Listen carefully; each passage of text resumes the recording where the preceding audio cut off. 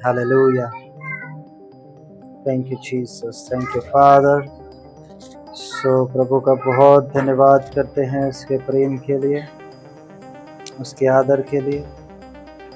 Hallelujah, hallelujah.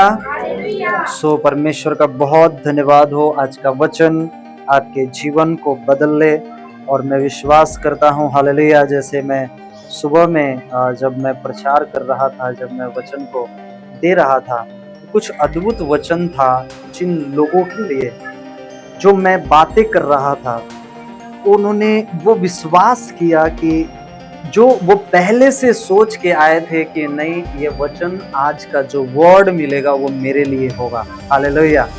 तो उन्होंने गवाही दी कि जो वचन मेरे हृदय में ये चल रहा था कि मेरे जीवन में ऐसी परिस्थितियां आती है तो उसके लिए मैं क्या करूं।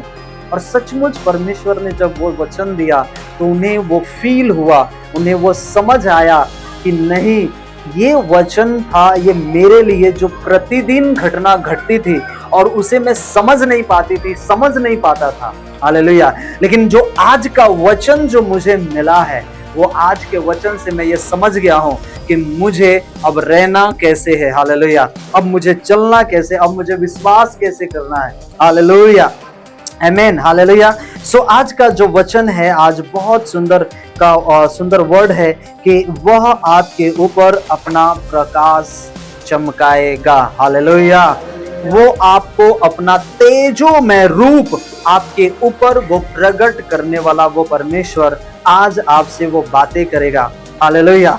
बाइबल कहती है कि इन दिनों में जो परमेश्वर हमसे और आपसे बातें करना चाहता है कि हमें जो दृष्टांत प्रभु यीशु मसीह ने दिया, दृष्टांत का मतलब क्या होता है? एग्जाम्पल इत्यादि, है ना।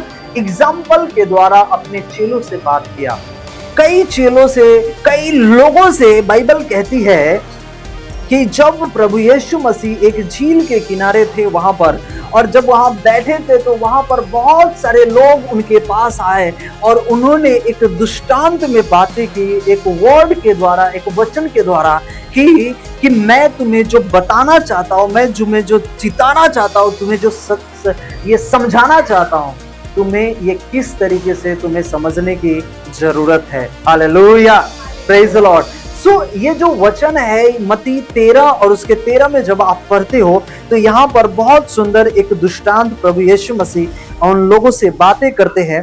और बाइबल बहुत सुंदर लिखा है, यहाँ पर लिखा है, मैं उनसे दृष्टांतों में इसीलिए बातें करता हूँ कि वे देखते हुए नहीं देखते और सुनते हुए नहीं सुनते और न ही समझते हैं। हालेलुया। यहाँ पर बहुत सुंदर ये वर्ड बाइबल का वचन लिखा हुआ है। इसका मेन अर्थ है आत्मिक अंधापन। क्या होता है? आत्मिक अंधापन। ये आत्मिक अंधापन क्या होता है? आत्मिक अंधापन इसका मतलब केवल यह नहीं कि व्यक्ति केवल आंखों से अंधा होना, ये नहीं, बल्कि वह दिल और मन से, सोच से भी अंधा होना, उसको आत्मिक अंधापन बोलते हैं। हालेलुया। जो वह देखते हुए भी कि ये पाप है और फिर भी वो कामों को करते हैं।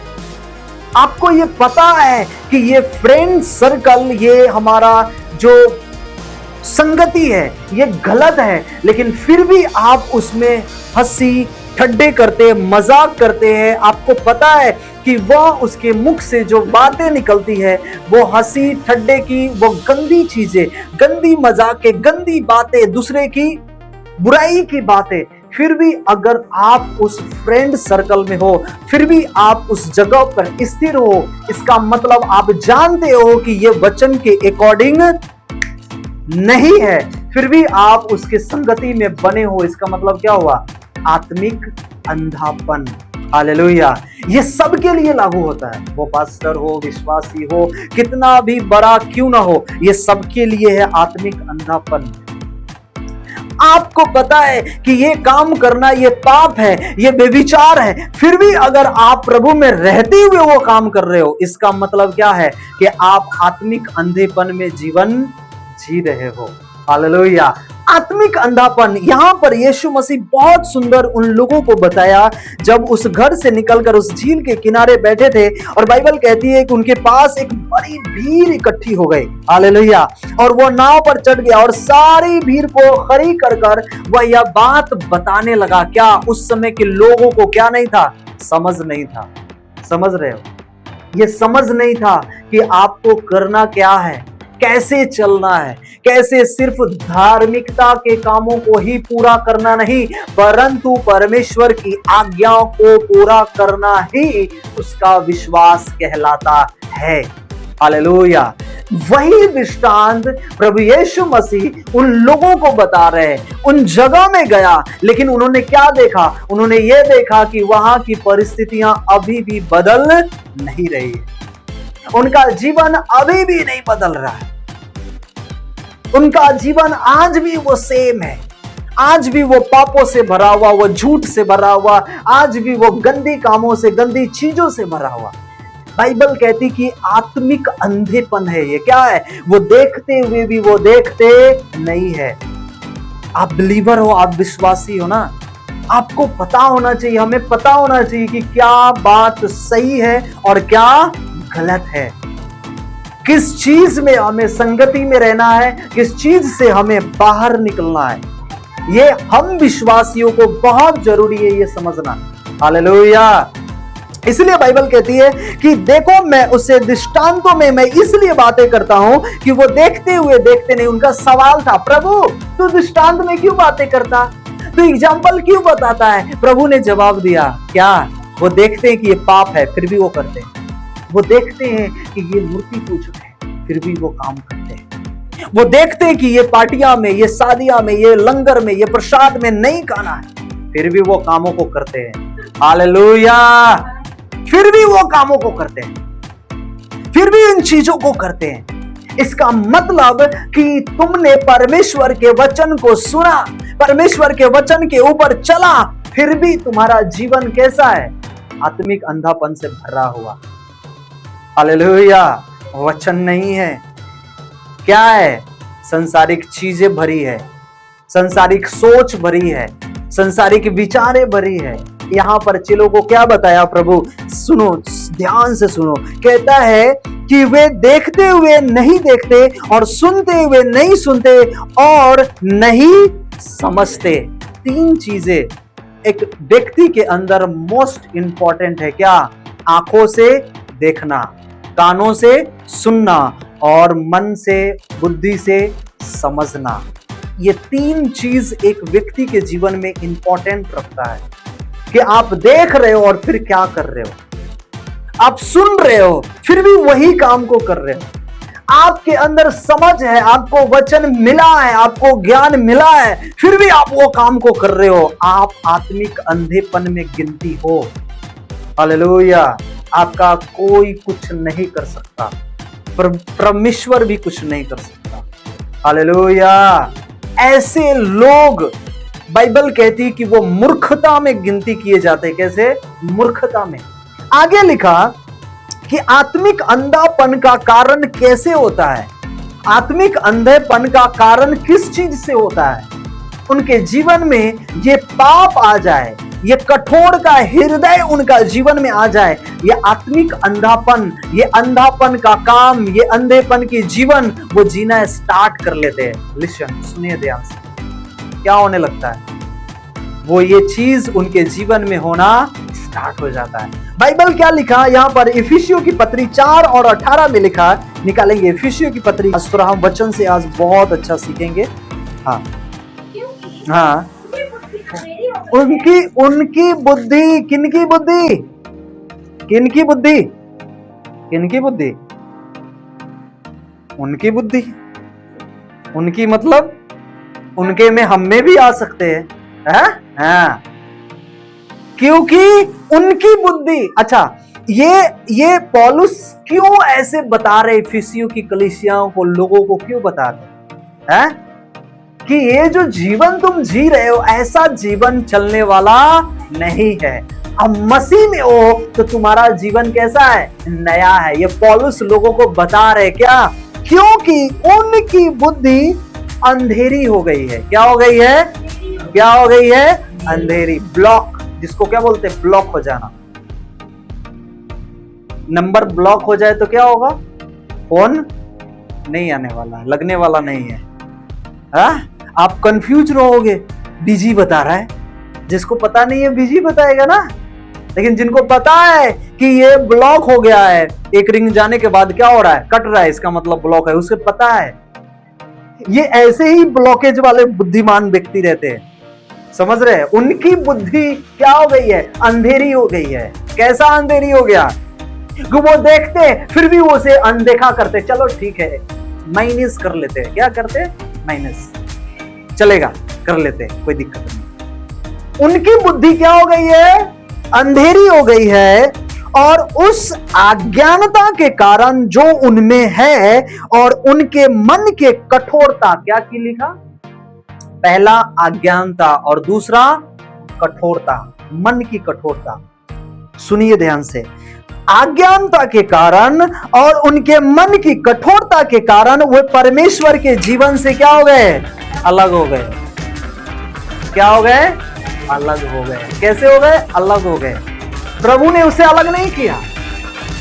किस कारण? अज्ञानता के कारण, उसके मन को कठोरता के कारण वो ऑटोमेटिक प्रभु से अलग हो रहा है। हालेलुया। उसे पता ही नहीं है कि वचन क्या कहता है, वचन का जीवन जीने का अर्थ क्या है, हमें चलना कैसे है प्रभु में, हमें बढ़ना कैसे है। हालेलुया। कभी भी हो, कभी भी कुछ भी बोल देना, कभी भी सोच लेना, कभी भी अपने मन में ये विचार ले लेना, कभी भी कोई भी व्यक्ति जो आपको लग रहा है कि ये व्यक्ति पाप से भरा हुआ है, नशे से भरा हुआ है, फिर भी हम उसके साथ में संगति में पड़े हुए नहीं, वो आपके लिए अच्छा नहीं है। एक चीज मैं बताता हूं, बाइबल कहती है कि अब्राहम को परमेश्वर ने अपने लोगों से अलग कर दिया ना, अपने फैमिली से, अपने उन रिश्तेदारों फैमिली से क्यों दूर किया? क्यों उसे कहा तू ये जगह छोड़ और तू जा, अपना घर छोड़ और निकल इधर से? क्योंकि परमेश्वर को पता था कि अगर ये माहौल में रह गया तो जो प्रतिज्ञा मैंने इसके लिए की है वह कभी पूरा होने वाला नहीं है। वो निकला अपने साथ, वो अपने लूत भतीजे के साथ भी निकला, वो साथ में निकला। पता है वहां भी जाने के बाद, सुनिए ध्यान से, क्या करता है उसका भतीजा? उसको जो अच्छे जो जानवर थे वो उसने क्या कर लिया? अपने पास रख लिया। दूसरा, अच्छा जगह, हरियाली जगह देखा, उसने क्या कर लिया? अपने पास रख लिया।